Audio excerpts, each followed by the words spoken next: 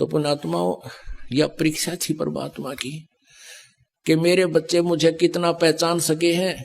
क्योंकि 1994 से लेकर 2006 में युकांड हुआ था।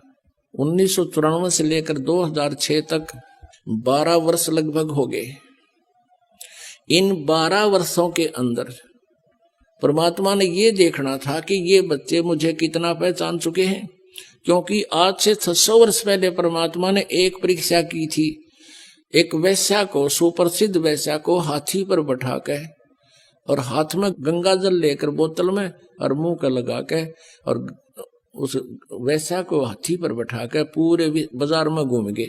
जब 64 लाख शेष हो गए थे परमात्मा के, तो परमेश्वर कबीर जी ने देखना चाहा था कि ये मुझसे कुछ परिचित भी हैं या सुख ही नहीं मिल रहे हैं इसलिए मुझे भगवान मान रहे। तो उसमें क्या हुआ कि सभी के सभी इस लीला को देखकर 64 लाख के 64 लाख भगवान से विमुख हो गए। लोक वेद सुन के दुनिया कहने लगी, देख थारे गुरुजी ने कितने निकम्मे हैं, ये कैसा जुल्म कर रहे हैं, सरेआम वैश्यावर्ती कर रहे हैं, शराब पी रहे हैं, वैश्या को साथ लिए। अब वो मूर्ख थे। परमात्मा कहा करते रहे, निकम्मियों, जब तुम्हें सुख होते थे, थारे दुख दूर होते थे, तुम्हारी जुबान का थूक सूख जाता था, मेरी महिमा गाते गाते जनता के सामने भगवान आए हैं, हम ऐसे दुखी थे, ऐसे दुखी थे, सुखी कर दिए।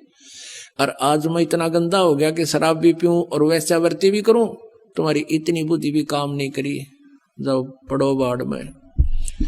यही देखना चाहो थे परमात्मा। तो पुण्यात्मा, आज उससे भी बुरे आरोप हम पर लगाए, लेकिन मेरे बच्चा एक भी टस से मस नहीं हुआ, क्योंकि ये परिचित हो चुके थे भगवान से। तो इस शिक्षा का हमें ये लाभ हुआ है कि हम भगवान को पहचान रहे हैं। यह परीक्षा थी।